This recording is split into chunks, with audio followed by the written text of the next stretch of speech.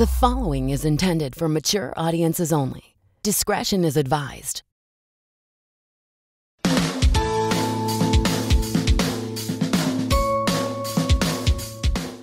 What's up, besties? This is episode 30 fortnight of Childlike at Best with Mike Valdes, and I am still the second part of that title.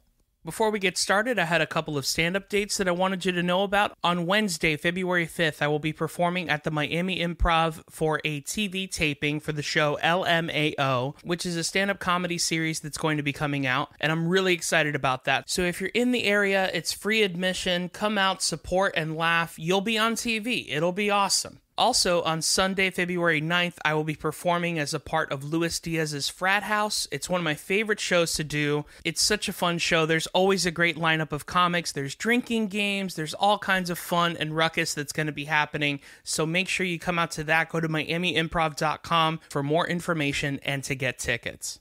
This episode is Sebastian Rodriguez. Sebastian is a very funny stand-up comedian who also has a podcast called Scheme Supreme with his other friends, David and Chris, who are also comedians, and they're building a bus together, which is really awesome.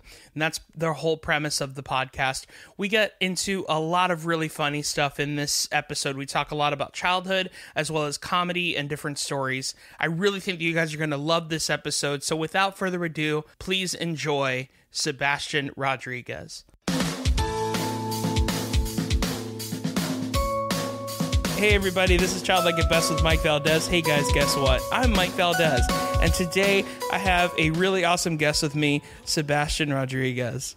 Woo woo. Yeah, dude, I'm so excited to have you. Yeah, I've been nice. wanting to talk with you for quite a bit, and we finally set it up. Let's do it. Yeah, man. So the first question I have for you, it's usually the first thing that we always get started with. Can you tell our listeners where you grew up? Miami. Yeah. Like, I moved to Doral when I was like 6. Okay. So basically Doral since then.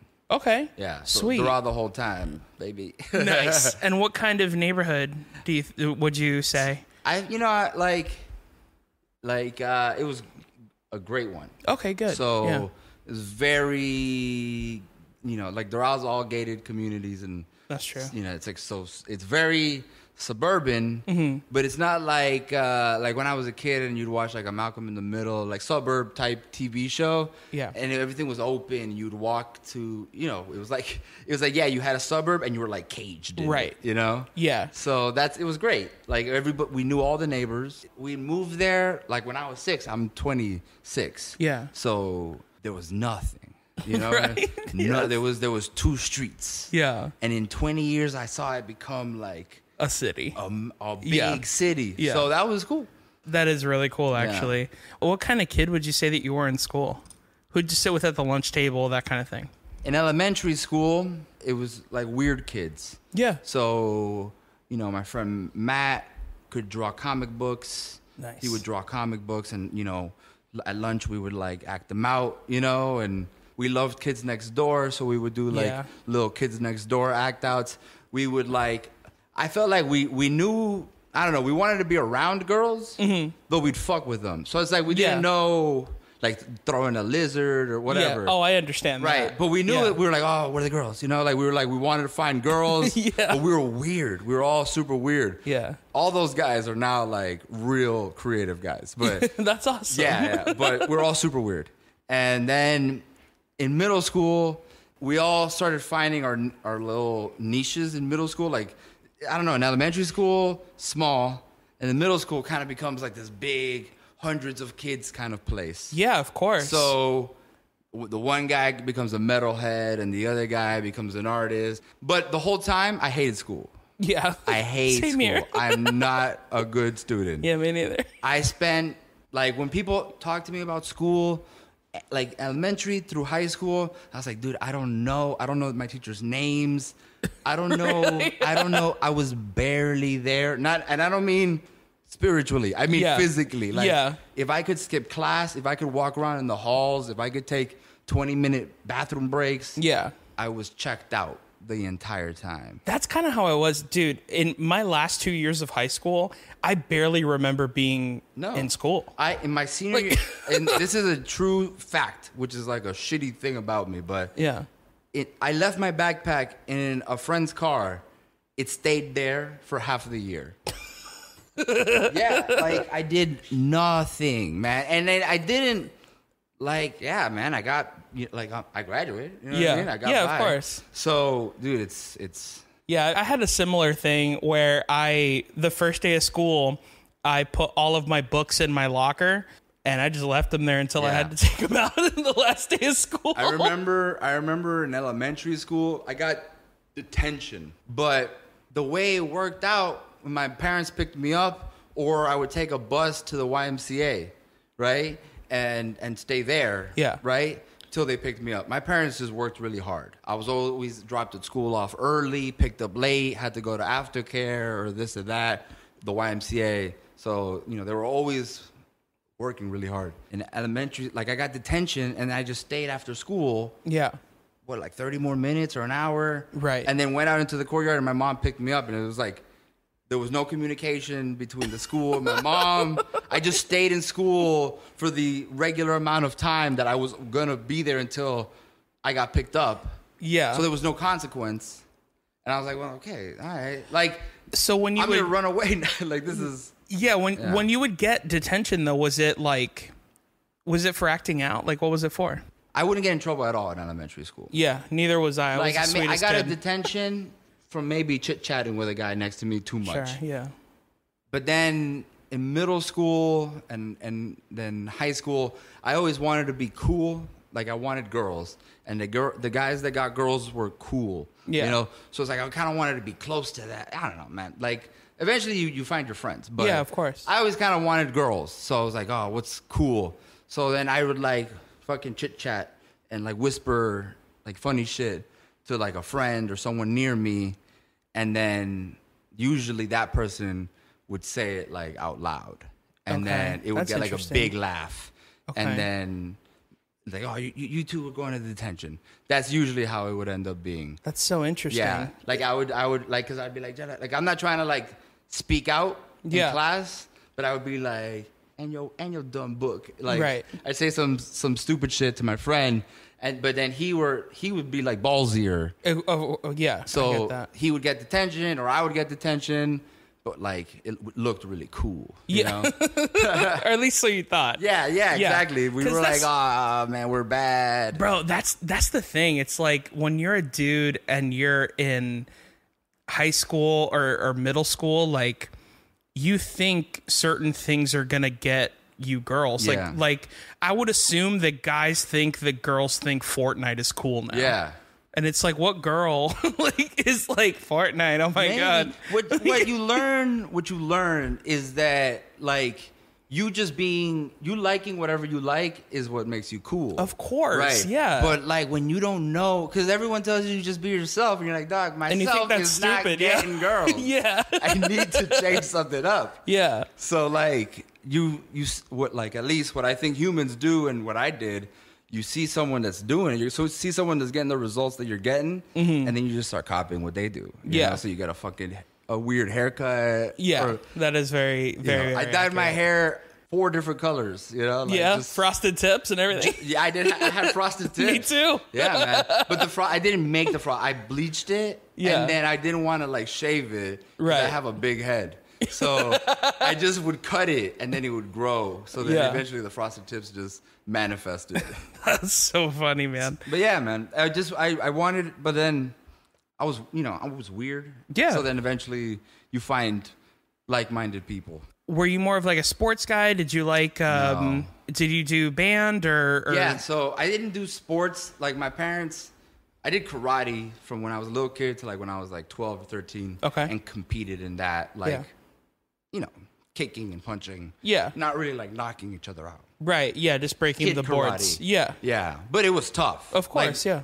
He was very we're not breaking boards here. We're doing real shit. Oh, okay. We're doing knuckle push-ups and squats. And right. I'm whacking you with a stick because your form is off. You yeah. know? So it was tough, but it wasn't ever knockouts and, yeah. we would wear headgear and mouth guards and stuff. But that was the only sport. I tried out for volleyball in middle school, And then I didn't get in, and I was like, I'm not doing this ever again. Right. I am not trying out. That was embarrassing. Yeah. But then I was in middle school, I was in the band. I played the trumpet for 3 years. Nice. But I don't know, just trying to find like cool people to hang out with. Yeah, of course. So, yeah, I get that. Yeah. I was in the band, like I hated going to class. Yeah. Right? So I got banned because band could skip class to practice. Oh, so yeah. I did the same thing with choir and drama. Exactly. That's why I was choir never and in drama class. has that little sneaky workaround, too. Yeah, that's why I was never in you class. just raise your hand and you go, oh, we got a performance. We Yeah. got a thing that we're going to do. And the teacher's like, whatever, you know? And then that's it. You're free. Exactly. You know? So I joined in high school, I joined the engineering club. There is nothing about listen to this. This is why I joined the engineering club. This is some Ocean's 11 type shit. So nothing about me is engineer at all. But I didn't want to take physics, right? Okay. In junior year or whatever, senior year. Yeah. Did not want to take physics. But I didn't want to take like a remedial class. So they have this class called like research science or whatever, where these like super smart kids are taking to like work on projects. Yeah. That's what you do the whole year is just work on a project, right? Huh. Just like one competition or a project. That was it. So if you had to get the teacher to sign off on it. So I joined engineering because the teacher is the host or whatever. He's in charge of the engineering club. Yeah. So I'm getting in good with the teacher. So the whole time I'm going to the meetings, I got a shirt on. We're playing the games. That's so funny. The whatever field day where the clubs compete against each other and right? They're tossing hacky sacks or whatever. Nothing to do with engineering. Sure. Right? I'm just going to these meetings after school for like 30 minutes, an hour. They're talking. I signed a paper. I'm in the club. I went to a little robot competition where my robot had to like lift a ball, and look, dude, my thing fell apart before it was hilarious. That is so but funny. On paper, it was all up and up. Yeah. So I get in good with him.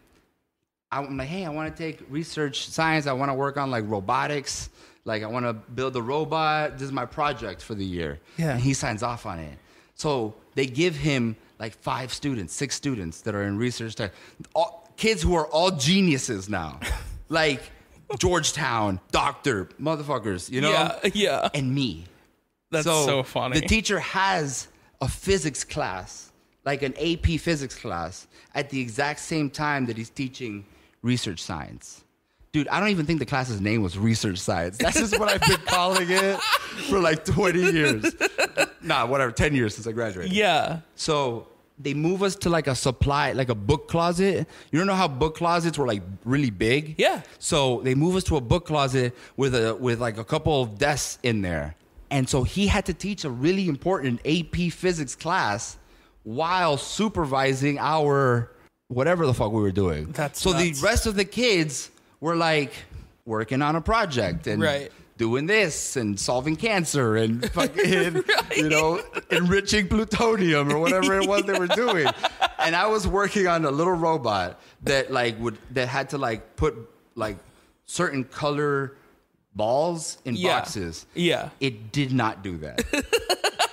And I worked on it all year because what was I doing? I was on my computer, like on my laptop. Yeah. Just on AIM. Right. Talking to a girl, talking to a homie, playing. Like I did absolutely nothing. That's so funny. I had gamed the entire thing, and it only took a half a year of pretending to be an engineering club. Yeah, man. If you go into the yearbook, you see me with a shirt on. That's so with a bunch of people that I don't know. Yeah. Yeah, man. That's hysterical, man. That's all I was trying. I mean, I ended up with friends that I would hang out with. Yeah. But that's like, I was just like, I spent the whole time like, how can I get out of here? That's so funny. Yeah. Oh, man.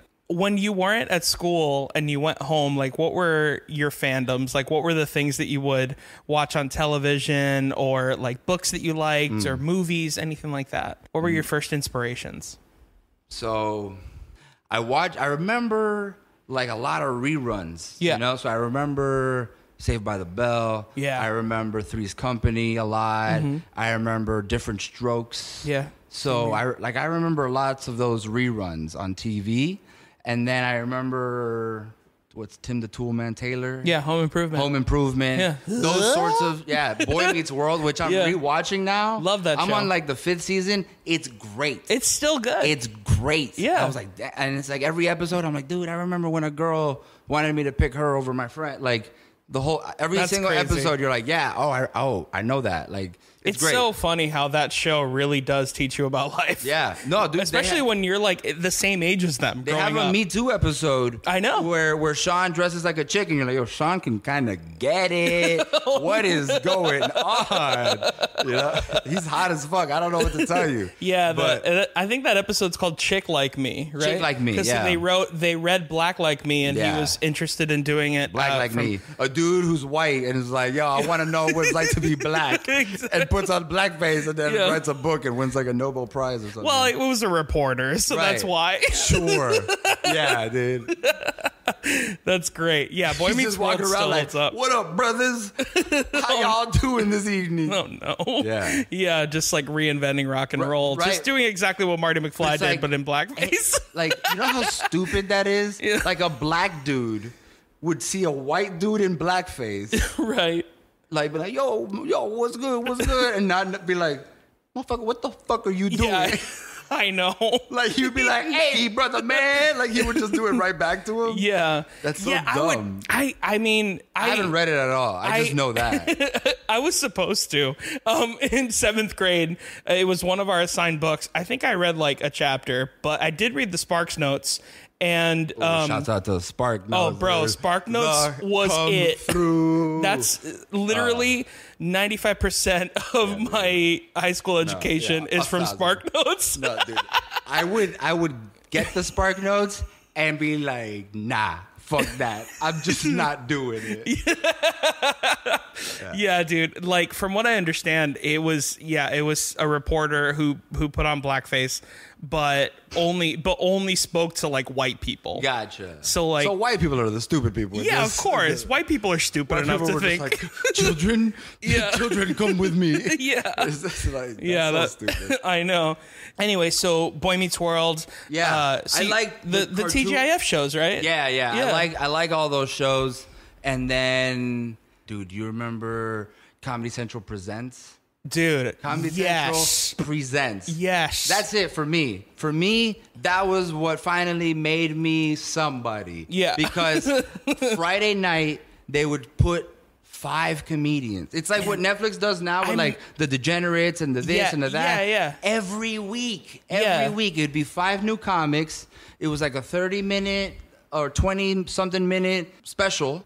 5 of them, and they'd play them twice in a night. Yeah. I would watch it both times. Yeah. Like, I would stay up till 4 a.m, watch a you know what I mean, a man show in between, maybe. Yeah. Man show is great, too. Yeah.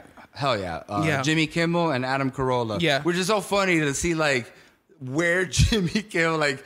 Well, it's even crazier to think that they fired Adam Carolla and Jimmy Kimmel, and then they hired Doug Stanhope and Joe Rogan. And now Joe Rogan is like doing the Super Bowl. Right. Like, you're like, what the heck? But like Jimmy Kimmel is like the Tonight Show. Yeah, he has like his own Tonight Show. He cries on TV, and you know, like, I don't want to be funny. He's anymore. woke, and you know, he's eating whatever. He's tickling Justin Bieber, whatever it is. I don't know what they do.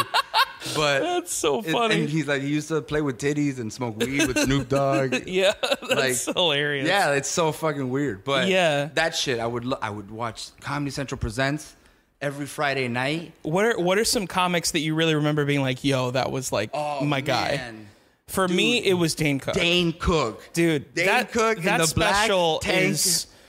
That special is perfect. Dude. It's so good. Dane Cook in the black tank top is one of the greatest specials ever. Dude, that half hour is perfect. When he's doing the fucking teleportations, you know that shit's gonna come fucked up. Come on with your dude, all that shit was so good. Yeah. Man. I'm from the future. I'm your son. Dude, so good. And a black tank top, that's I don't give a fuck. Man. He has a great Instagram. Kyle Dunnigan. He would play with the loop machine, and yes, he had this song about pancakes, and he had a song about a gay Irish dude. Mm-hmm. It's like Heidi hee, Heidi ho, Heidi Heidi Heidi hey. I'm drunk and I'm Irish. I'm fat and I'm gay, or something like that. It was great. I remember Jim Gaffigan was great. I remember discovering Dimitri Martin. Dimitri Martin's was great. That. I mean, dude, it was every week. It was like 4 or 5 people every single week. It was thousands probably. Oh, yeah. Of Comedy Central Presents. And I'd watch every single Friday. That's what I did every single Friday. Watch those on a loop. We kind of went over this briefly while you were talking about this, but is Netflix basically the new Comedy Central? Like, is that how people are discovering comedy or stand-ups now, you think? Yeah. Because, I know that Comedy Central still does Comedy Central Presents, but the thing that really sucks is that they play them at midnight, so no one's watching it, right? And then they never show it again. Yeah, and it's like, all right, go to comedycentral.com and see how much fun it is to navigate that website. Yeah, that's true. Terrible. Yeah. Put it on YouTube where I'm already at. Yeah, that's true. I'm dude, I don't like baseball, right? Mm-hmm. I don't give a fuck. But that's why they lose, because I got friends in the office that love the NBA. Dude, any highlight, anything, in order to find it is in a microsecond. Right. It's easy. It's on YouTube. It's everywhere. But like baseball, they hoard all their shit, and they try to monetize everything rather than just let things get repeated and copied and this and that. And no one likes baseball anymore. Yeah. And the ratings are dropping every year. So, no. Comedy Central, I mean, they put a lot more on YouTube now. So yeah. I think they're getting it. They're certainly putting they're giving comics their own little bits now. I think a lot of it, a lot of people in the office, right? Mm-hmm. They don't know Jay Larson. Right. But they have, they've been like, have you seen this, to me? Because they know I'm a comedian. Yeah. And it'll be his wrong phone call bit in the Laugh Factory. Right, yeah. But it's on Facebook, So they're on everyone's on Facebook all day. Of course, especially in their office. Everyone's just scrolling Facebook.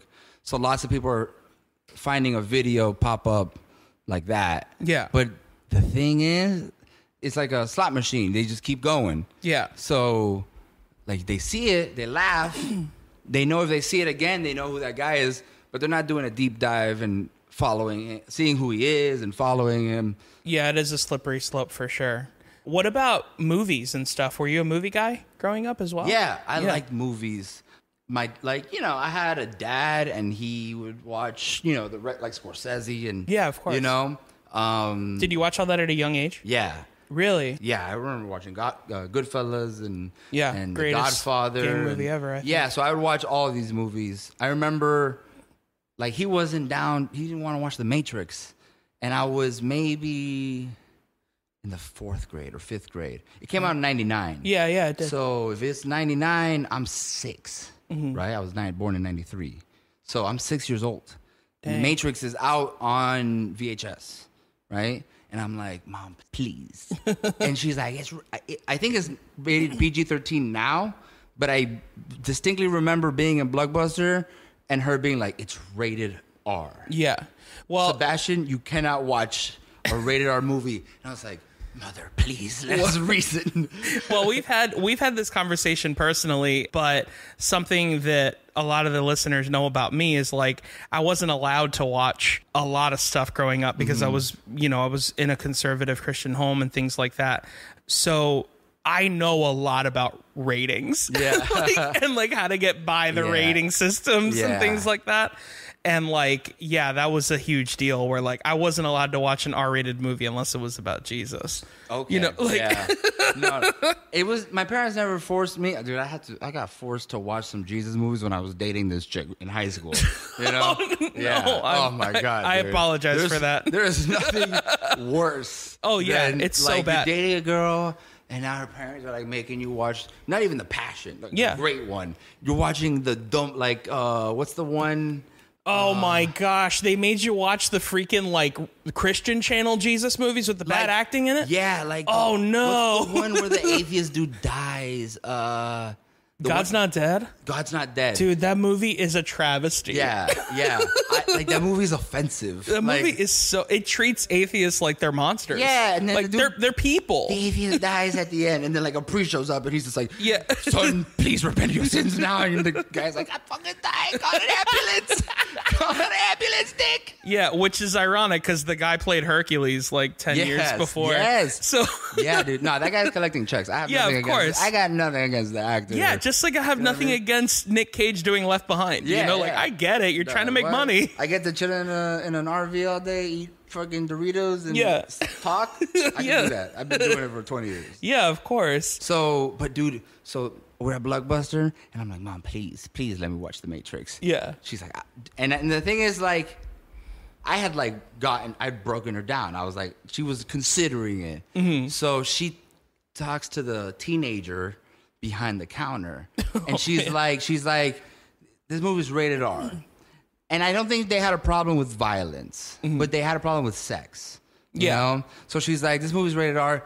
Is it because of sex? Is it because of drugs? Is it because of violence? Is it okay to show my kid? And I'm like looking at the dude like, come on, please. Like, help a brother out. And the dude's like, yeah, no, like it's just violence, but they live in a computer, so it's not real. Like looks at me, he's like, I got you. You know? So, I mean, he's not wrong. He's not wrong, yeah. It's actually not that violent. Right. In my opinion, it shouldn't be an R-rated movie. I don't think it is anymore. It shouldn't be. Right, but... There's not even, like, that much cursing in it. Right, exactly. Like, it's like a PG-13 movie. Once you accept that all those people just live in a computer, no one's really dying. Exactly. You know? So, exactly. She gets it, and I watch it. Right. That was great. When Dude, I saw that The movie's Matrix, so good. I saw The Matrix on VHS. Oh, that was a great... I was like 6 probably. Right. 6 maybe. If it came out in 99, I probably watched it in 2000 because it took a long time for things to come out back then. Yeah, so you were 7. Yeah, but that dude that worked at the Blockbuster when he was like a teenager stayed working at that Blockbuster till he was He's still there. The Blockbuster's gone. He's still there. Yeah, they just took him. It's like this dude. I ended up meeting this dude later in life. Really? Dude, it's the same Blockbuster forever until Netflix took over. There was one Blockbuster in Doral. Yeah, that's true. It was that one, and he worked there. Dude, this guy was someone in my school's cousin, I think. Cousin, brother, I don't remember the exact relationship. Right. Family member, right? So one day, me and my friend are meeting up with that kid to like, oh, we're gonna like smoke or whatever and hang out. And he's like, oh, okay, my cousin's coming with me. He's picking me up. This dude shows up. He's 20-something now. He's got tattoos. He's got gauges. He's in a Honda Civic. It's fucking screaming down the street. Oh, my gosh. And it's the fucking Blockbuster dude. And, like, we're going to the woods and smoking weed. So that's nuts. It was weird. Like, I was, like, a teenager and totally forgotten about him. And I was like, whoa, like... Yo, you helped me get The Matrix when I was like 7 years old, dude. That's nuts. Yeah, that was cool. How did he even react to that? No, he didn't, dude. This dude was so high. This dude was he's been working at Blockbuster for like 17 years. Yeah, that's true. I don't know how long it was, but like, you know, he was like, I don't know what he's doing now. I have no idea. Yeah. But he was like a Blockbuster loser kind of guy. Right, right. Know? Yeah, so I get that. He was just like, what? Like, you want to hit my 10-foot bong? Like, he was that guy. Okay. Like, he had all the cool smoking stuff. That's interesting. Yeah. Man, that's so funny. Just to go into our next bit, what were some, like, were you, like, an action figure guy? Did you like action figures growing up or, like, toys or? My favorite things were, like, my bicycle. Like, because, again, I think it's all about freedom. like my bicycle, I could drive right around the neighborhood, you know? Like I could just go to the other corner of the neighborhood and be away from my parents or like that street or whatever. Right. And then I got roller skates. And I did like aggressive inline because I saw Brink. Right? I saw Brink, and then I saw the Mighty Ducks. Yeah. And I was like, oh, I want to play hockey. And my mom's like, we're not going to Kendall. We're not going to Kendall for you to play hockey. So I'm going to just get you skates. So I got skates, and I started going off ramps. And then I saw someone with a skateboard. I grabbed the skate, the inline skate, and threw him away. I was like, no way am I going to be dead in roller skates. Yeah. That's like for girls. You turned them into some airwalks. It was, yeah. No, I remember I got like a little Toys R Us board first, like a crap board. Oh, yeah. And then those are garbage. One Christmas, I got like a complete, like like at a skate shop, they sell the completes. Yeah. So before you like assemble it, like a mom who doesn't know can buy a complete. Yeah. And it's all element or it's all this or that. So that's great for a parent who doesn't know and the kid wants a skateboard. Of course. So because eventually you get a little older and you're like, well, okay, I want these trucks, these bearings, this grip tape. You make it a little bit yours. Yeah. I got into skating as well when I was like 14 or 15, something like that. And yeah, we have a bunch of boards. Like the board that I made is a toy machine. Machine, yeah. I had a toy machine. Yeah. I started off with Alien Workshop when I started like getting boards, because you break them. Yeah, of course. So I got an Alien Workshop, I got another Alien Workshop, I got a toy machine, and then I got Death Wish. Oh, that was like when I had started smoking weed. That's when I was like, oh, I'm bad. Yeah. Because it was like I started liking Baker. Right? And Baker was like the bad guys, right? Like those kind guys, of, yeah. They stay in motels, they got face tattoos, they drink, like they smoke. Yeah. They're nuts, the punk rock. Yeah. And then there was like a little separation from Baker, and that was Death Wish. And I was like, like hell yeah, dude. I love that. I remember for a while, everybody was really into Element, and then Bam Margera put his stamp on it, and then the skate world was like, nope, not into that anymore. Man, I went to an Element demo at MI's at skate park. Yeah. Nigel Houston, who is like a world champion skateboarder. Oh, yeah. That is top of the heap. He was a child. He was a little kid. Yeah. Killing it in Miami. He's not even from Miami. So this little kid is traveling the world or the country, let's say. Yeah, yeah. He's got dreadlocks. He was in a video game. He was in a Tony Hawk video game as a child. That's awesome. As a child. No, it was dope. Bam was there. Chad Muska was there. Chad Muska? Yeah, Chad Muska was on Element. Mike Valles was there. I liked Mike Valles a lot. Element was like the top of the pyramid for a while. I didn't like their boards. They were heavier, I think. Yeah. There was always like, oh, they got fiberglass. I don't know if that's true, but that was always like a talk. I don't know about fiberglass. But I don't know. It did have something because it was like heavier. Well, the reason why, like, I was into it for a little while, and then something that I haven't told my listeners yet, and I'll just tell you because we're talking about it now. My dad was really big into skateboarding, like even through his adult life. Okay. Even still, he can still tear it up. Like nice. I'm not even joking. Like at a park? Yeah. Like he's extremely good. He's good. Yeah, he's extremely good. Yeah, dude. Because if you even want to drop in, that requires some level of confidence. Dude, it's hard. Like I haven't done it in. I'm ballparking it like 3 years, let's say. Right. Maybe more, 4 years, something like that. I haven't skateboarded. I remember the last time I went to the skate park, I was working as an English teacher. That was maybe 4 or 5 years ago. Right. If I wanted to go to the skate park right now and drop in, I'm going to get real nervous. It's hard. And to have the confidence to still do it, that means you rip. Bro, my dad's the kind of guy where, like, I still remember this time where we went to a skate park and we had never been to a skate park before. He took me and my friend, and my dad was seeing kids do tricks, and then he was like, that's cool. How'd you do that? And then he would see them do it twice and then just immediately do it the same thing. That's cool. Like, that's just how he is, you know? Yeah, that's dope. And it's such a, like, for, like, as you get, like, right now, they built a new skate park like near downtown. Yeah. Lot 11. I want to go. I want to check it out. I want to ride around it. Dude, I stepped off the curb wrong the other day, and my ankle hurt for a week, right? Yeah. And I was like, damn, dude, if I fall hard right now, I'm going to be at work like, I hate my life. That's so funny. So like, to go back to it, my dad really likes skateboarding, and he really likes helping people out. Like, he has a really big heart. And so he came up with this idea. Like, he collaborated with my local church, and he started this like ministry where he builds skateboards for kids who can't afford them. Oh man, that's fantastic. And he basically he bought like Element stuff. Like, he gave them good gear. Yeah. Like, he wasn't giving them like a crappy board. Right. Yeah, man. I mean, even those completes that they would sell at skate shops, like, that was my first board that my parents got me. Yeah. Like, that was great. Yeah.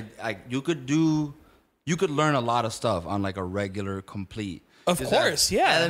Element trucks and Element wheels, and it's just you just take it off the wall. Yeah. Perfect. Absolutely. Well, to kind of change the subject a little bit, what were your favorite snacks growing up? Dude, I love, and to this day, it's my guiltiest pleasure, but I love like vending machine or like gas station snacks, because I could do that on my own, Same here. If I had $5, I'd get honey bun and a soda, or like a Yoo-hoo, So vending machine stuff, I love honey buns, Big Texas, the Little Debbie's, a Doritos, whatever's in the vending machine, I always loved. Pop-Tarts. Nice. But my parents got rid of Pop-Tarts soon. Yeah, same here. My parents, they didn't catch on to cereal until much later. Okay. But Pop-Tarts are like, this is dessert all the time. You know, like, this is just dessert all the time. And then cereal, they were like, I don't know about cereal. And how about this? I like this question. What was your ice cream truck selection? Ice cream cookie. Oh yeah, the chunky cookie sandwich. Yeah, the cookie sandwich. Yeah. Either the black the chocolate cookie sandwich, or the chocolate chip, chocolate chip sandwich with ice cream. Yeah, with the vanilla ice cream. I wasn't a big, Supermans and the... with the bubblegum eyeballs. Birds. Yeah. I didn't like the bubblegum. I never liked the bubblegum at the bottom of the cone. Oh, it's always the worst bubblegum ever. Yeah, I didn't like those. It's like the gum from trading cards. Yeah. It was so bad. Yeah, exactly. It had like a chalkiness. It was awful. I never liked that. I liked it like a regular sandwich, ice cream cookie sandwich, or the chocolate chip one. Yeah. Those were my staples. Nice. Now, we talked about cereal. What was your favorite kind of cereal? Bro, I was obsessed with cereal, man. Yeah. Same here. We have a whole podcast about it. So. Yeah. It's great. Because at school, dude, they just gave it away for free. Really? Yeah. That's nuts to me. Yeah. So you could just get cereal for free? Like, breakfast was free. Oh, okay. Right? Yeah, but I get that. There was so much cereal. Like, at any point of the day, if you pass by the cafeteria and ask the lunch, for cereal, Señora, un cerealito, like, can I please get some more? You know, like, what's that? The Tiny Oliver Tim? Twist? Yeah, Oliver Twist, yeah. You put a little Tiny Tim in it, you hit her with some puppy eyes. Like, dude, they would just open it was like a little cooler, like those big metal coolers that would put stuff in. Holy cow. They would just open it, and then you just grab whatever, and then you grab a milk. The Holy Grail. Like, there was never a shortage of milk and cereal. Yeah. So if it's there and you ask for it, they'll give it to you. Nice. So it was free in the morning, so it's not like they're going to charge you. Yeah, Dude, of course. We had cereal all the time. Dude. Yeah. So, like, people would collect when you rip the tops off? Of course, so yeah. You'd keep them and and then you'd mail it if you wanted to get like a freaking Frisbee. The box tops or whatever scam the box tops was. Like, it's always funny that they made kids work and like sell stuff. Yes. Right? And then it's weird. It's like they want the parents to sell stuff, but they can't ask them. Yeah. So they make 4-year-olds sell chocolate. I wasn't allowed to parents like walking around the office like, can you buy some fucking chocolate? I could assume that you can relate to this, but like whenever you would have to sell the chocolates or whatever, like around, like I couldn't do it because I would just eat all the chocolate myself. Yeah. Like I'm not a big chocolate guy. I don't like chocolate a Really? I love chocolate. I'm not a big chocolate guy. It's okay. I have it if it's there. Yeah. I don't ever order it. I'm not a lava cake guy. I'm not big into chocolate. So it was a nuisance, and it was a nuisance to my parents too. Yeah. And they're like, oh, like some kids would come around the neighborhood, like house to house, like it was like the opposite of Halloween. Right. You know? The opposite of Halloween. Yeah. Because you pay for the cheese. Yeah, like it's the other way. I love it so much. That's really funny. In my office right now, at least this is a good deal. A guy is like, hey, my daughter's school, whatever. You know? And then he shows you what it is. Listen to this. This is way better than chocolate. For $10, I bought a card from Domino's, right? That for the next year, I can order any large pizza and get another large pizza for free. And it's crazy. And I looked at the fine print. It's unlimited. You can get 10 pizzas and get 10 free pizzas.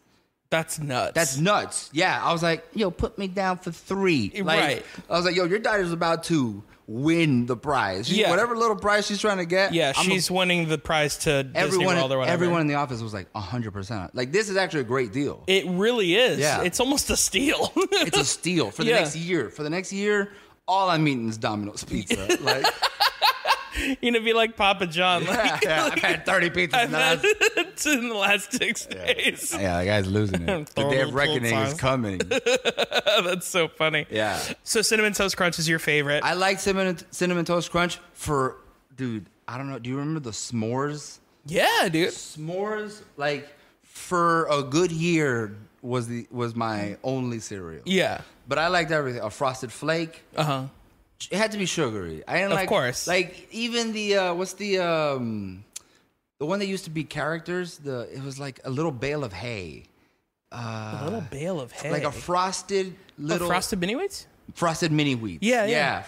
Like, that was as healthy a cereal as I would tolerate. How funny is it that we think that's healthy? Right. No, I know.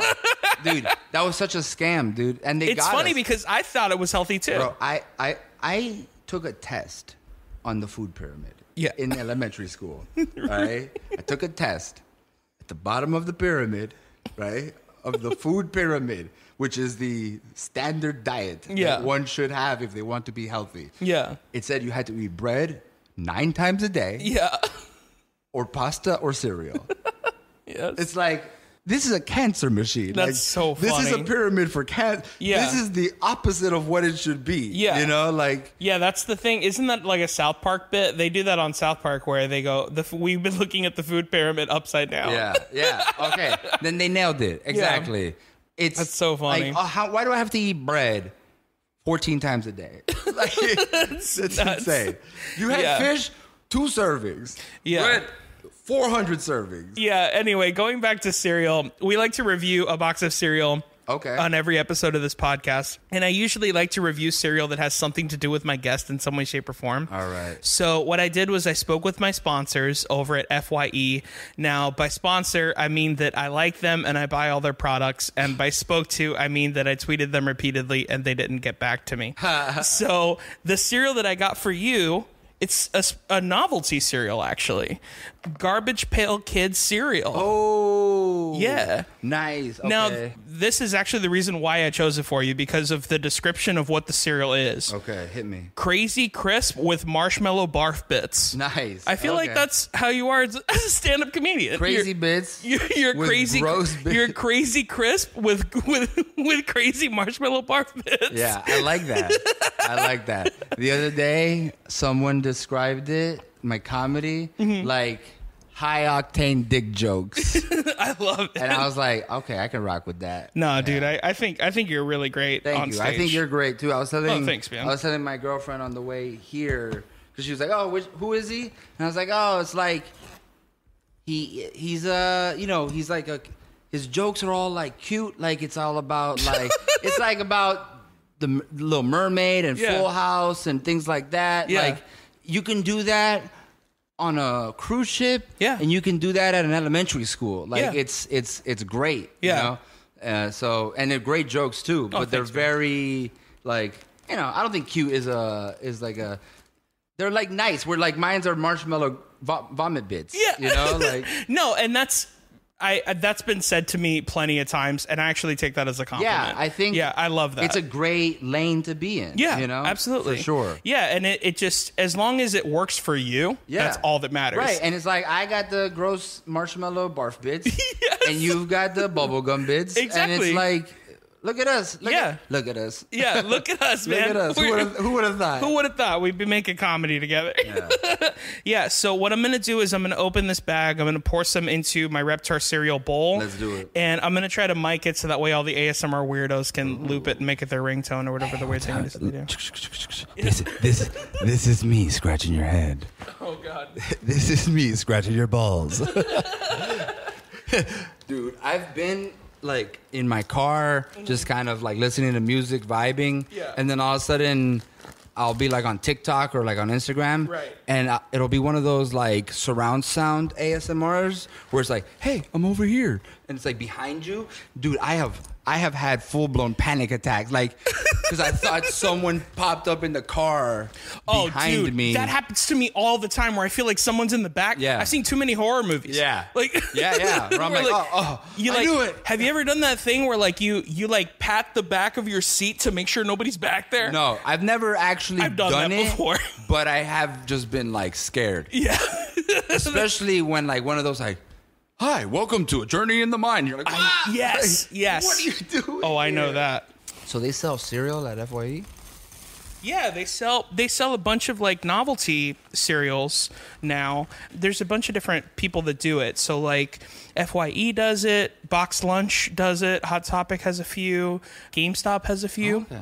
So there's like a novelty cereal game going on. That's cool. So yeah, this is I have a little bit here just for us to review. Right. The rest of it I'll just put in this box and it's for you to keep. Oh, what? Dude, that's awesome. Yeah. So one thing that I thought was really interesting is that it comes with Garbage Pail Kids cards. Oh. So I'm cool. gonna open these up real quick. Let's see here. So it comes with some crazy girl with freckles here, and it also comes with this other dude that's like this bald baby. So I think that it would be really fun to review this cereal, but what would be more fun is to review this cereal as one of those characters. Oh, okay. So what I'm going to do, actually, I want to do this with you because there's two cards. Right. So you can choose whatever character you'd like, and I'll choose the other. And then I'm going to... Nice. And I'll find some music, and we can review this thing. This is like a baby Harvey Weinstein for sure, right? It does kind of look like it. He's just like, what's up? You want to come into my office? Oh, no. Where's the plant? Yeah. Oh, my gosh. Oh, yeah. You come to the sandbox often? Oh, no. All right. You can go first whenever you're ready. Okay, let's do this. Chris and Barf Marshmallow Bits.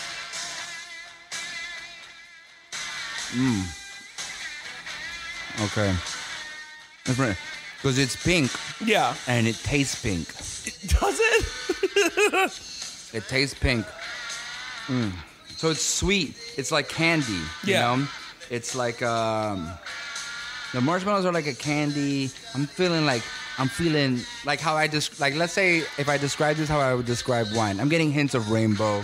I'm getting hints of pink. Yes. Hints of bubble gum. Yeah.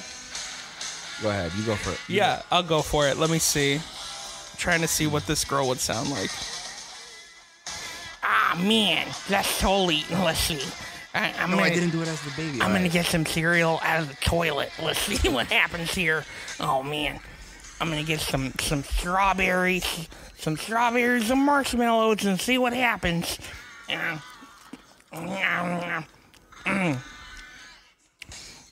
There's a lot of sugar in this. It's gonna give me a cavity, and my mom's gonna be so mad.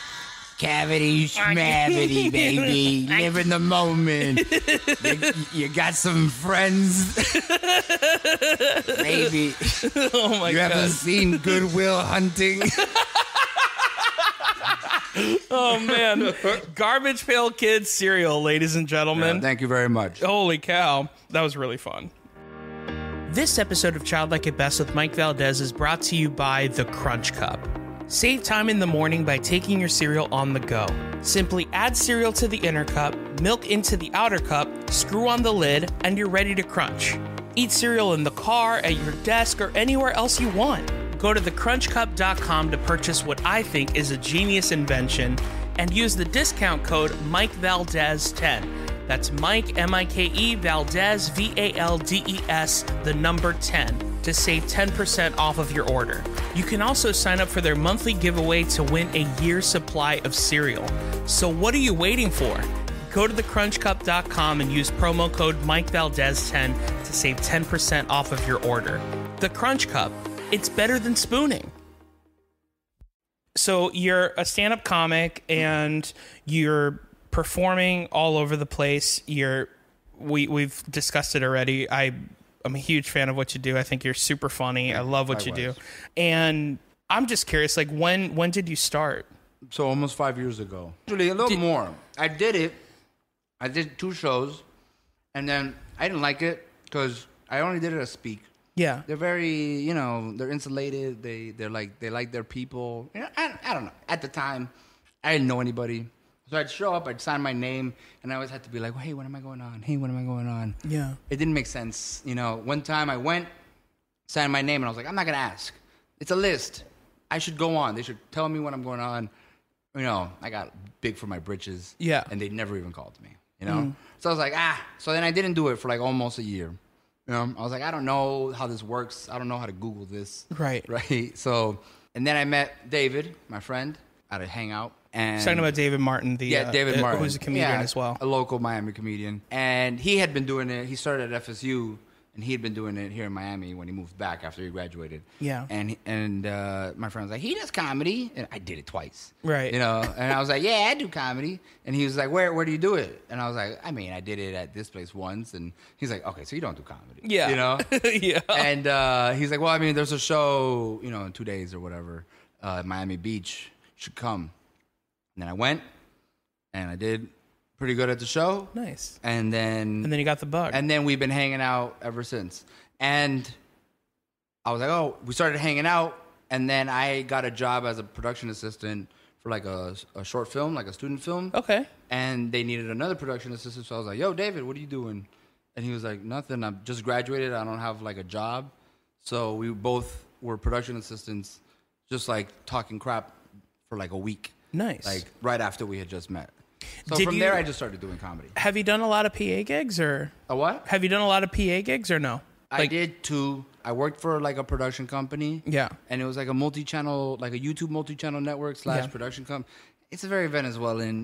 We're this, we're that. I edited some novellas, and then I was a production assistant one time. Yeah. From there, I met a guy who was in UM, and he's produced some movies. So I worked with him twice. Just because he's my buddy, and he like paid me like, the going rate, like $100 a day to stand by some equipment and make sure nobody touched it. Like it was BS work. Is that basically what your job was as a PA? Was just to like, stand by the equipment? Yeah, they were like actual PAs that like had the utility belt and were like, I'll be honest, man. Like from what I know is like from an actor standpoint, but like every PA I've ever seen, not every PA, but like there's PAs that do a lot of great work, but then there's PAs where like it seems like their only job is to like take me to the bathroom. Yeah, and it's just like I can go by myself. Right, but it's like, so think about it like this, right? Like the PAs that they had were with the tape and the fucking flashlight and the this and the gloves. It's like they're a construction worker. Of course, yeah. So they're doing something for the director of photography. They're doing something for the this, for the that. That's very important. That's time sensitive. That's costing money. We've rented this equipment. The sun is going. Like, that's what filming stuff is. Yeah, of course. So if I'm like, hi, excuse me, like, let's stop everything. Where's the bathroom? Like, why don't we just have someone there? Yeah. To take you to the bathroom? Like, why? That actually does make a lot of sense. Yeah, like, or like. We had to keep our equipment in one part of the building that was exposed to like street traffic. Yeah. And then all of this production and filming was being done on the other side of the building. Mm-hmm. It's just the way it worked out. So if we don't have someone literally there guarding this equipment, someone will steal it or touch it or break it or whatever. Yeah. You know? But if we just have someone there, look, I'm not a security guard. If someone wants to steal it, it's gone. You know? Right. I'm loading it into the van for them, you know? Right. But just having someone there is a deterrent. And imagine if you don't have someone there. You're like, nah, we're good. Just stand over here and don't be useful. And then someone steals the stuff. We're like, that like you'd feel so stupid. Yeah, of like, course. why didn't we just put someone there? So it really, like on a set, that kind of stuff seems dumb, but it's super necessary because things are dangerous. Like those stands are heavy. Oh yeah. When they put the sandbags on them, you can hurt. Like if you're not paying attention, like there's cables and you're trying to make things work, and it's really chaotic and busy. And if someone's like, hi, where's the where the bagels? Like it's just you're getting in other people's way. Can we just get a bagel guy? Yeah, exactly. Or like can we get a person who makes signs and labels things and points people to places, you know? But someone has to do that, and it's better if someone not important does that. Yeah, that's nuts, man. You're kind of opening my eyes to a lot of that stuff because I always thought it was weird because I was just like, I can go to the bathroom by myself, but then you're making it extremely... Right, like you go to the bathroom by yourself, you trip, right? Because you didn't know the thing was there. Yeah. You're important. Now what? We slow it down because you sprained it? Well, another PA was telling me that she had been on jobs where actors just leave. Yeah. and that's why they have to follow you. Yeah. And I'm like, really? Like, I'm not going to leave? When we're working on the bus, we waste so much time. Where'd you put the hammer? Where's the screwdriver? So much time is wasted looking for that. Yeah. Where if like I had a utility belt or if I had a little hook or it was always there, then you waste no time on that, and you can be more efficient and effective, especially like on a movie set when time is money. Oh yeah. So 100%. like if it's like, where's the actor? Now we gotta look and we gotta find him. It's like, well, if we have a guy with him, whatever it costs to pay that guy, let's say it's $100 for the day, we save in not being an hour or two behind on everything. Yeah, you're totally right because production cost for losing an hour of sunlight could be thousands and hundreds of thousands of dollars. Because the guy decided to pee when he was about to be called or whatever. Right. We could have had a guy handling this. Right. And someone who isn't vital to what's going on over there. Yeah. That's nuts to me. So have you only done stand-up in Florida? Yeah. Really? Yeah. I haven't gone out to do stand-up. I mean, I know that's the next goal for you. That's the whole thing with this bus and, all this stuff, which we've talked about it a little bit. Why don't you elaborate more on the podcast? And Scheme Supreme is the name of the podcast. Scheme Supreme is the name of my crew. Yeah. That's what we are. You know? Nah. It's like a crew and podcast kind of thing, right? It's our, I don't know, it's a brand. Yeah. It's our brand. Like that's the perfect way to put it. Yeah. Right. It's, we are three guys, three comics. We grew up in Miami. We like each other's company. We're creative and we amp each other up. We want to do comedy all over the country. We don't want to have to wait till whatever gatekeeper there is tells me, I see so many people that come to Miami, and because they're from New York, they just take over for the week. Yep. Everyone's booked. Oh, straight from New York. Yeah. It's Saturday night. Who is he? Yeah. I don't know what he's got. You look at not to be judgmental or anything, but you look at their followers, you look at what they've done. You're like, okay, you are me in New York. They're funny or whatever, but now they're like getting asked to do spots, and because we're so there's a lot of us, but there's the only ones that's it. Yeah. So someone new in town, and now it's like that's cool. Yeah. So it's just like, okay, I know how that happens here. That must happen in other places of that course. have a smaller community. Yeah. So go. Let's take advantage of that. Yeah, that makes plenty of sense. At the end of the day, like that's the way you're going to get on many stages. It's just being like, I'm from this, you or ever hear the Ari Shaffir advice podcast. Which podcast is this? So Ari Shaffir did like a free seminar at, I think it was the Comedy Store. Okay. Where he just invited comedians. Mm-hmm. He got advice from lots of comedians. Okay. And wrote it down and then did like this little seminar and then like a little Q&A where he just literally like broke it down. That's so interesting. It's amazing. It's on YouTube. It's free. Like it's the only class you'll ever need. Yeah. So, dude, he tells stories like Tom Segura would like just book himself in other places and he would fly there and he would put himself up in a hotel and he would like go and whatever they paid him, if he would like break even, he was lucky. Yeah. So he was literally like paying money to do this all over the country, but you're building a fan base, you know? If you do well, and you have to do well, of you course. know, people start to know you. People start to recognize you. You know, you cast a wider net. And that was an investment not only of time but of money that he made that could have been fruitless. You know, that's a big gamble on himself. I definitely need to look that up. I didn't know about that. Yeah, it's great, and you know, it's Ari. Like he's like I love Ari. He's like a straightforward kind of like a Jew. You know, yeah. Like he's yes. He's very I know matter of fact. Yeah, I love all those guys. I'm a huge. I like the Seguras and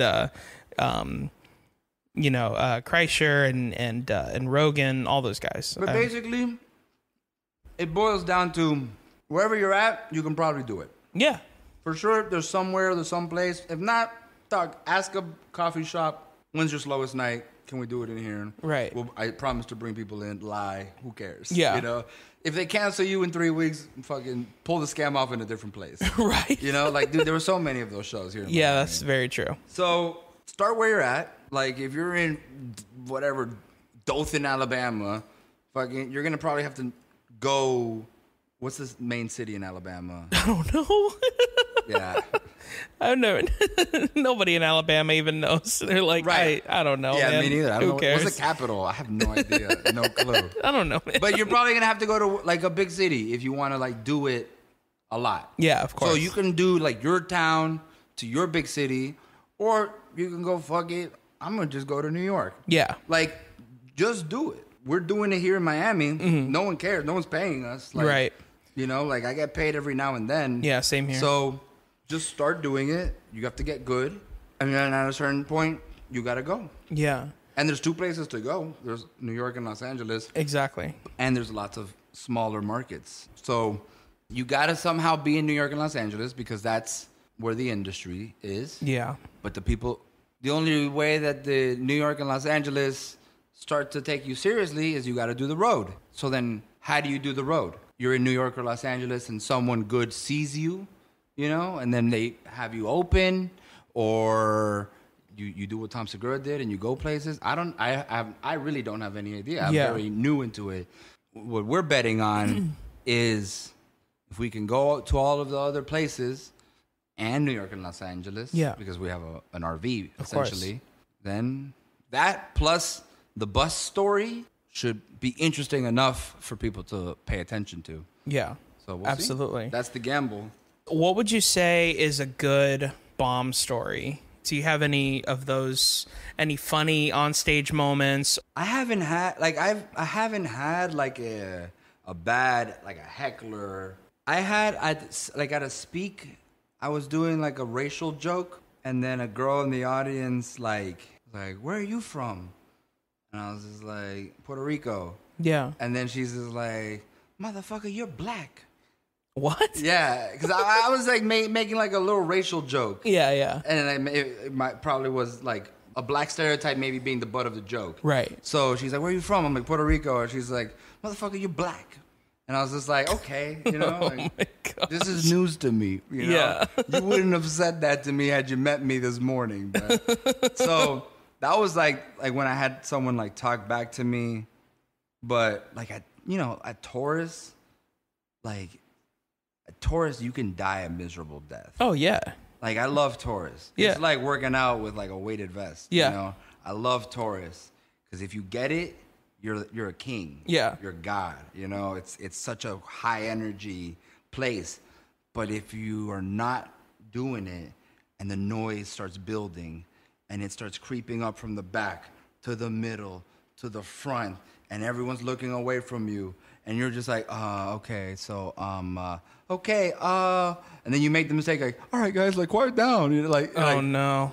You're dying. It's like, it's literally like a tsunami just engulfing you. Yeah. And you can't run, you can't do any. I mean, I've seen people run. I've literally seen a guy bomb, that like tidal wave of noise smashes into him. He finishes before the light, puts the mic in, walks off stage and out the door. Oh my god! Like, he didn't even go in to face the people, you know? So tours, like, I've had a bad moment like that. Yeah. And just sat in my car. And like, I was like, I don't even know what funny is. Like, oh yeah. Like, I've had those moments. I am an idiot. Yeah, I've had those moments before. So I've had like lots of those where I was like, at Taurus specifically. Yeah. Where I was like, God. I had yeah. one in Boca where I was hooking up with this girl up in Boca, and she came to the show once, and then like she was like, what are we? You only come over, you know, doing that thing. And I was like, look, we met on Tinder. Like, this is what it is, you know? And then I went over and I was like, hey, do you want to hang out? And she was like, sure. But we had already had that little argument. So I show up. She comes to the show. We're supposed to hang out afterwards. While I'm outside, like, looking at my notes and kind of getting in the zone, she's getting fingered by a dude, like 12 feet away from me, you know? Oh my gosh. That, you know, I went up on stage. I did okay. She was in there sitting with him, like looking at me. That one was weird. That is extremely weird. Yeah. Did you by any chance see the movie Joker yet? Yeah, I saw Joker. Okay. So one of the funniest parts to me was I was like kind of like talking to my friend about like, you know, because he was like, oh, when did you start realizing that a lot of this was in his head? Because if you haven't seen the movie, it kind of plays with some certain things may or may not be in his head. One of them being the relationship with his neighbor, who's played by Zazie Beetz. Mm-hmm. And I said it as a joke, but I knew it immediately. I was like, I knew that it was a figment of his imagination. The moment that he took her to his stand-up show, he bombed and the date continued. Yeah.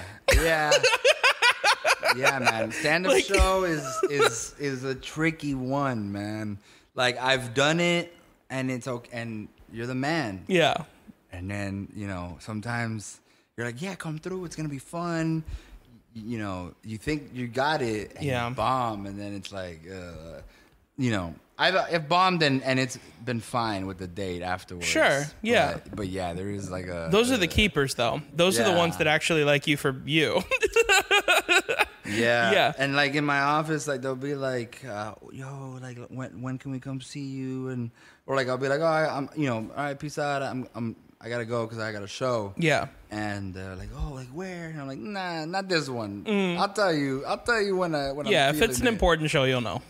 Yeah, exactly. Or like there's certain spots where I'm like, man, I don't think I'm gonna bomb here. Right. You know, like Red Bar. I bombed for sure. I bombed. Of course. But I'm like, that's like, I don't know. Like some places feel Red Bar's a more fun like place, like though. home. Yeah, you know? Red like, Bar's a fun place. Like I got it here. Yeah. I invited 2 coworkers to Taurus. Did you? And they were talking about it one day in the office. And not my boss, like my acting manager. Yeah. But my boss, like the owner of the company. Wow. Showed up once. With like, he's like a really successful dude. He's got a hot model girlfriend or something. Like, he shows up and he's like, hey, when do you go on? And I'm like, I'm on last. Yeah. And he's like, all right. And then he starts doing the like, hey, when do you go on? Like, hey, when do you go on? You know, like when you bring a friend. Yeah. And they don't get how it works. And you're like, hey, when do you go on? I'm like, yeah, I'm on last. Yeah. I don't know. Like, I think there's about 4 people. They do about 7 minutes each. Mm-hmm. Do the math. Like, and I went on and I did my thing. And like, I did great, but it's all like dirty stuff. Yeah. You know? But he mentioned it the next day. He was like, oh, it's dirty, you know, but he did really good and everybody laughed. And I was like, that was hard. I don't need my bosses seeing that. That's nuts.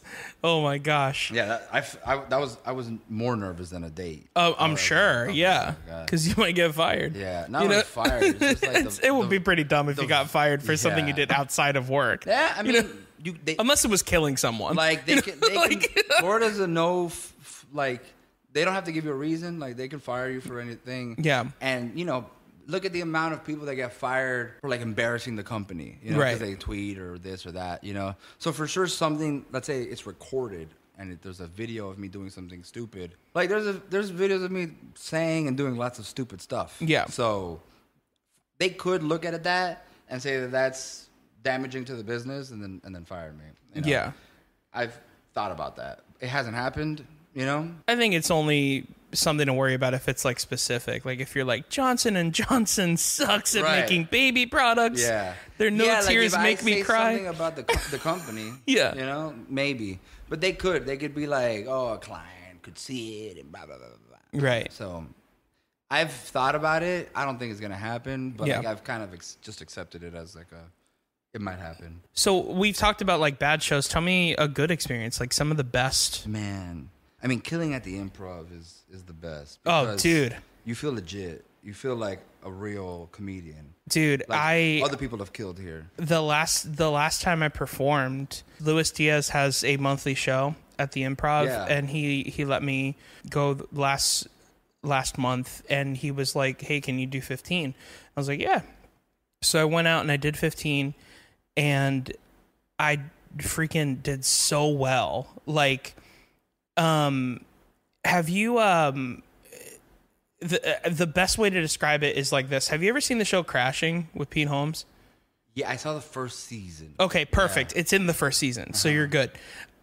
There's an episode where he finally does a show and his jokes are like getting a lot of laughs. Yeah. And into the microphone he says, "I'm sorry, I'm just not used to people laughing." Right. Like I've felt that moment before. Yeah. You know what I mean? Yeah. And dude, that moment was so awesome because like it was like a full room of people, and it was like, and also like people our age. Yeah. So that really helps, especially with my type of humor. Yeah. Because it's very referential, but it is like, I'm surprised it didn't knock me back. Yeah. Because it's like a wave. You're like, oh my gosh, like that was nuts. And you're looking around and you're seeing tables, you're seeing nachos. Yeah. It's like it's official, Yeah. It's the improv. The improv is behind, the thing is behind you. Yeah.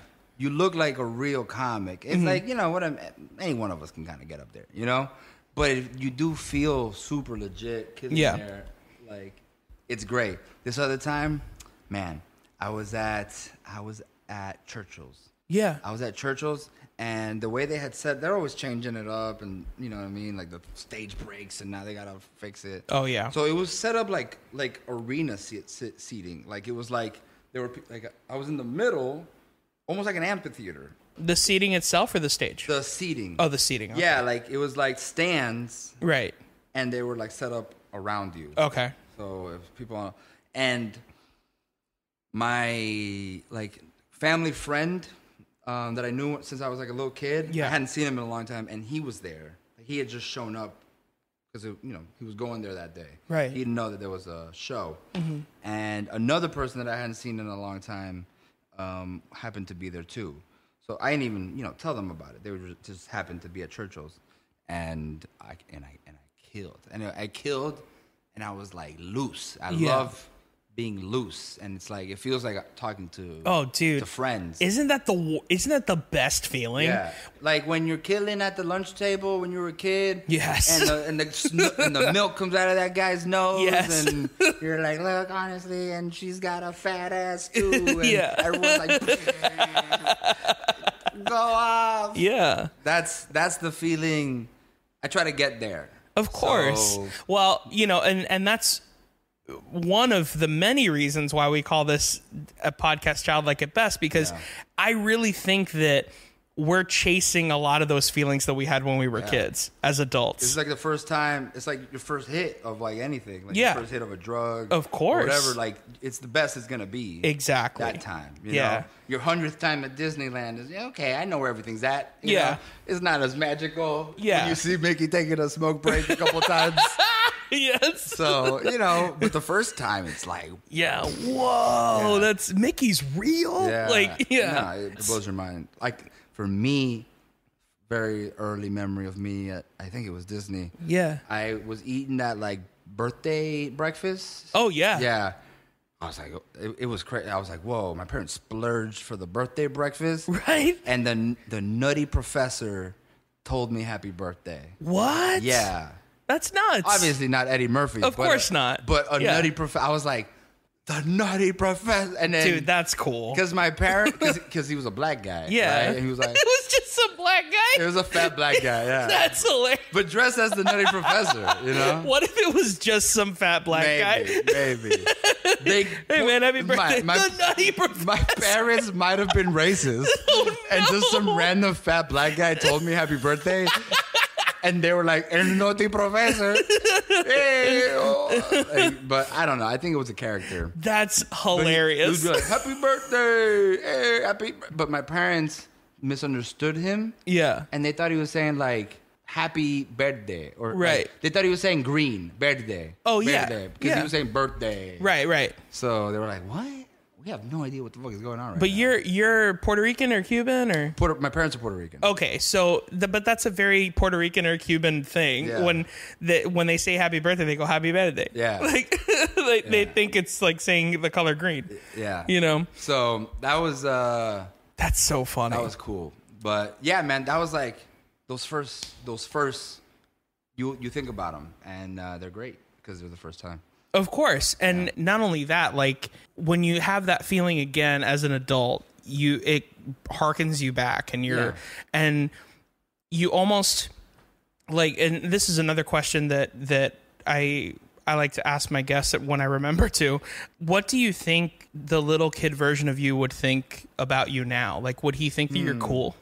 Man, I think about that, because like, I think a lot of people talk to themselves like in the car. Of course. Where you're driving. I do it all the time. Right. I talk to a lot of people, and a lot of people have been like admitting that openly. Yeah. I think we're all doing it. We're all just talking to ourselves. And it's weird. It all seems like it seems like we're all interviewing ourselves. Yeah. Or something, And then, so there's multiple people that I'm talking to, and then sometimes there's it's like a little kid. Yeah. So I don't know if it's like, my kid or like me as a kid. Right. But there's like a kid, right? So I don't know. Like, I'm a harsh critic. Yeah. But I'm also lazy. And like, I didn't do well in school, you know? So I'm like figuring stuff out, jobs you can get and this and that. Like, I decided to become a comedian. Yeah. So I didn't focus on my career and I didn't focus on this and that, Maybe I should have, maybe I didn't, I don't know. But sometimes I'm like, God, I always wanted to have my shit together. Right. And I feel like I'm constantly working towards getting my shit together.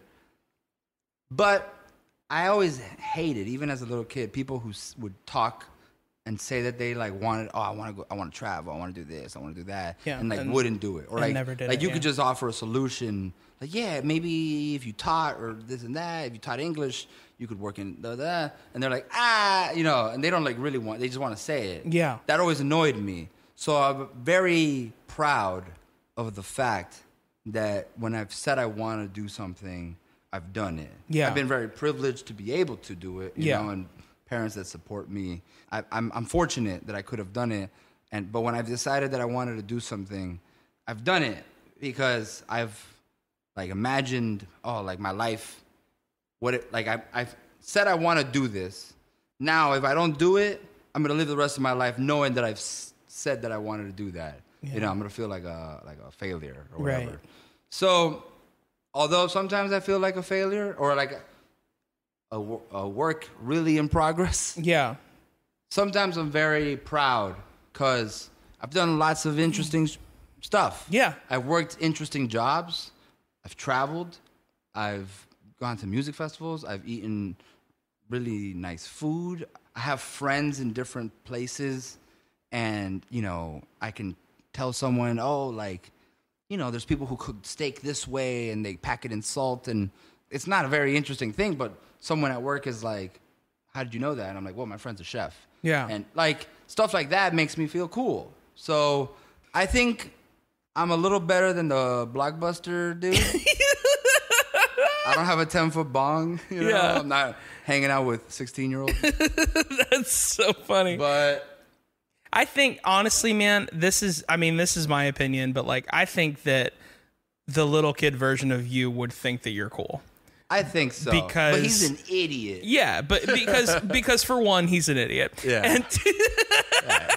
He thought but sometimes drug addicts were cool. Right. But sometimes I like to do this exercise even with myself because as an actor, I get really frustrated whenever I do like I'll do an audition and they're like, oh, they need to see you again. And I'm like, what the heck, man? Like I've done 3 callbacks and they still haven't decided whether they want to use me or this other stupid guy that looks just like me. Right. Like, and I get super frustrated. And then I think the little kid version of me would be like, you're getting auditions? Yeah, like that's cool. Like you got a callback? Like it's between you and another guy? Yeah. Wow. Like that's that crazy. like yeah, you have to look at it kind of like that. Yeah, I mean, like I am building like a clubhouse. Like that's very like, you know, Little Rascals. Yeah. It's very Kids Next Door, you know. I think that's super cool. Yeah, I definitely agree. Even like me now as an adult, like I have to constantly be like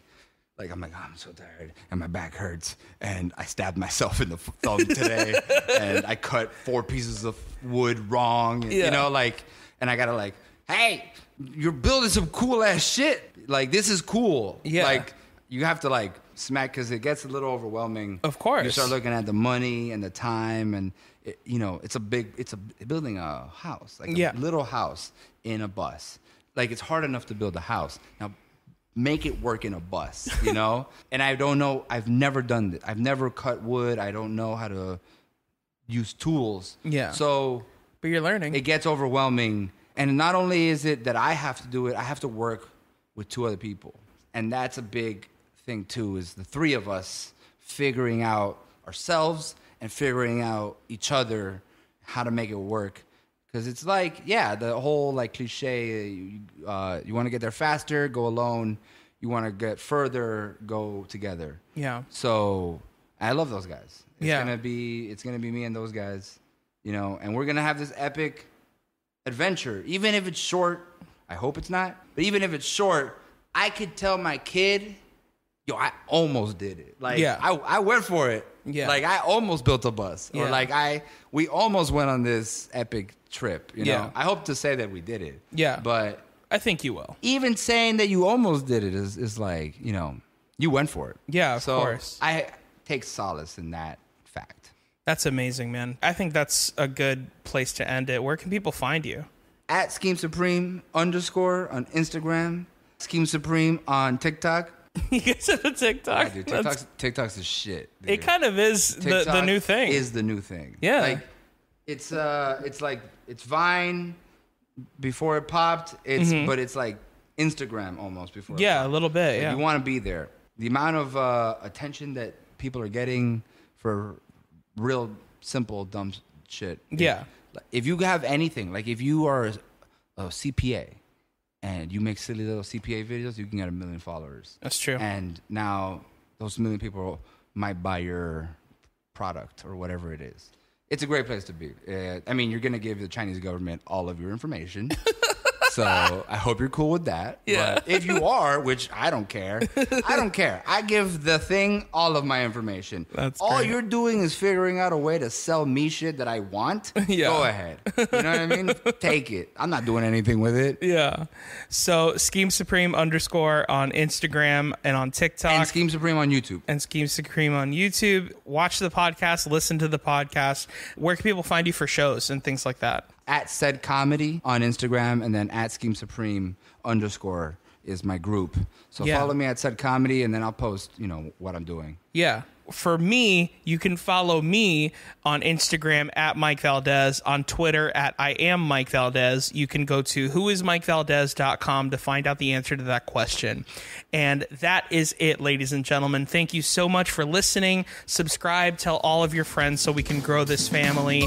You guys have been amazing. Have an amazing week. Bye, besties.